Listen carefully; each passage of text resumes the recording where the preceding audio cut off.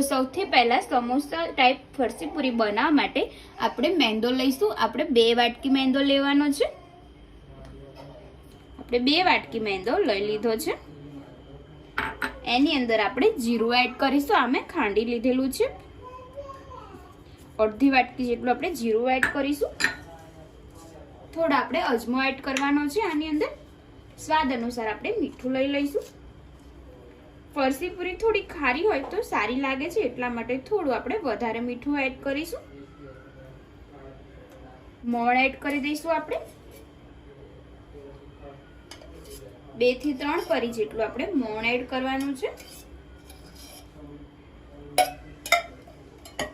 સારી રીતના બધું મિક્સ કરી દઈએ. સારી રીતના બધું મિક્સ કર્યા પછી આપણે જોઈ લેવાનું છે કે મોણ બરાબર છે કે નહીં. એના માટે આપણે આવી રીતના લોટ કરીશું અને એકદમ ભૂક્કો થઈ જશે. તમે જોઈ શકો છો આવી રીતના આપણે કરવાનું છે. હવે આપણે થોડું થોડું પાણી એડ કરતા જઈએ અને લોટ બાંધી દઈએ.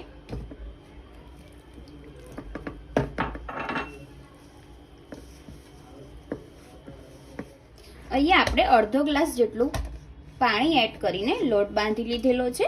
તમે જોઈ શકો છો. હવે આપણે થોડું ઉપરથી તેલ નાખીશું અને મસળી લઈશું ફરીથી એકવાર. તમે આને તરત પણ પૂરી બનાવી શકો છો અને થોડી વાર રહીને પણ બનાવી શકો છો. એકદમ સરસ પૂરી બનશે જો આવી રીતના લોટ બાંધશું તો. એકવાર સારી રીતના આપણે આવી રીતના મસળી લઈશું. હવે આપણે અહીં 2 ચમચી જેટલો લોટ લીધેલો છે મેંદાનો. એની અંદર આપણે થોડું તેલ એડ કરીશું, 1 ચમચી જેટલું. સાથે અંદર પાણી એડ કરીશું થોડું અને એક પેસ્ટ બનાવી લઈશું. આપણે પતલી પેસ્ટ નથી બનાવવાની.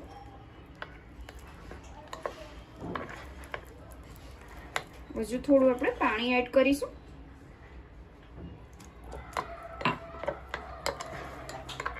આવી રીતના આપણે એક પેસ્ટ બનાવી લઈશું. જે આપણે સમોસા ટાઈપ પૂરી બનાવી છે એના માટે આપણે આ પેસ્ટ બનાવવી પડશે, એટલે હું અત્યારે બનાવી દઉં છું.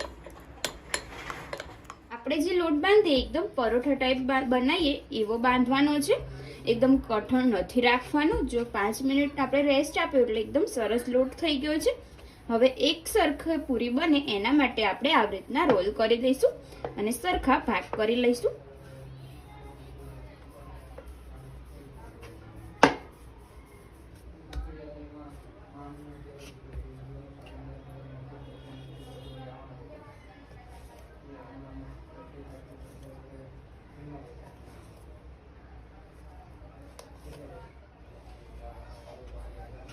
હું અહીંયા વચ્ચેથી પણ ભાગ કરી દઉં છું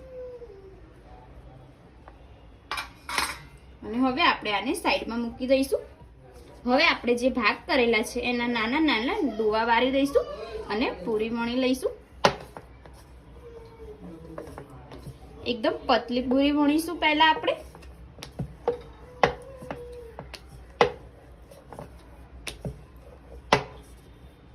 આવી રીતના. હવે જે આપણે આ પૂરી વણી છે ત્યાં આપણે જે પેસ્ટ બનાવી છે તે એડ કરીશું.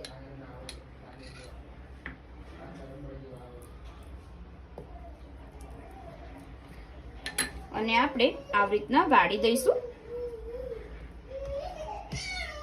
હવે ફરીથી પેસ્ટ આપણે એડ કરીશું.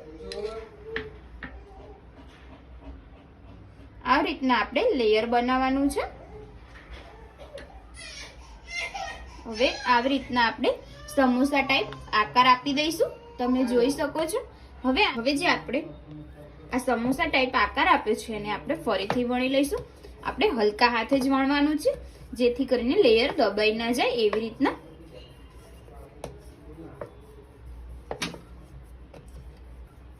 આવી રીતના આપણે બનાવી લઈશું. આવી રીતના આપણે બધું સમોસા ટાઈપ પૂરી બનાવવાની છે અને સાઈડમાં મૂકી દઈશું આને.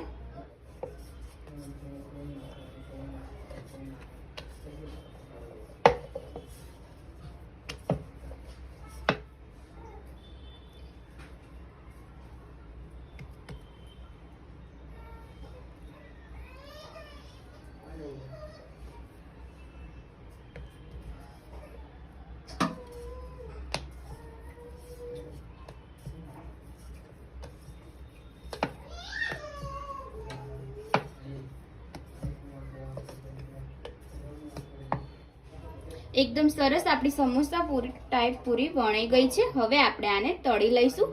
તળવા માટે આપણે તેલ ગરમ થવા મેં મૂકેલું જ છે, એની અંદર આપણે એડ કરી દઈશું. આ એકદમ આપણે મીડિયમ ગેસ ઉપર જ તળવાની છે અને શાંતિથી, કેમ કે અંદરથી કાચી ના રહી જાય એટલા માટે. જો તમે ફાસ્ટ ગેસ રાખીને તળશો તો અંદરથી કાચી રહી જશે, એટલે આપણે મીડિયમ ગેસે તળવાની છે. એક સાઈડ થી તળાઈ જાય એટલે આપણે ફેરવવાની છે.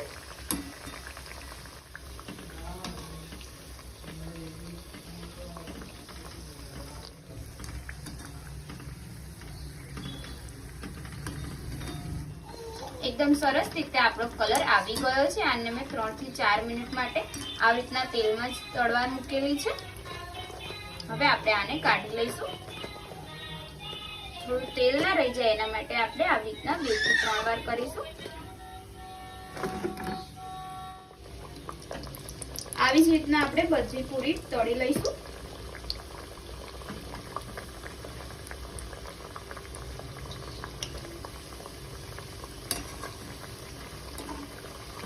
હવે આપણે જ્યારે નાખીએ ત્યારે 5 રાખીશું અને પછી ધીમો ગેસ કરી દઈશું.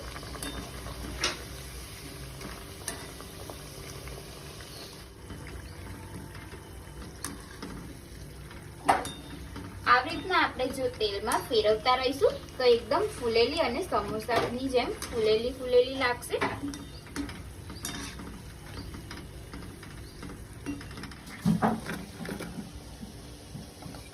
એકદમ સરસ આપણી સમોસા ટાઈપ ફરસી પૂરી રેડી થઈ ગઈ છે. તમે જોઈ શકો છો એકદમ ક્રિસ્પી બની છે. જો તમને મારી રેસીપી પસંદ આવી હોય તો વિડીયોને લાઈક કરજો, શેર કરજો, કમેન્ટ કરજો અને ચેનલને સબસ્ક્રાઈબ કરવાનું ના ભૂલતા. તો ચાલો મળીએ આપણે એક આવી જ નવી રેસીપી સાથે. જય માતાજી, જય શ્રી કૃષ્ણ.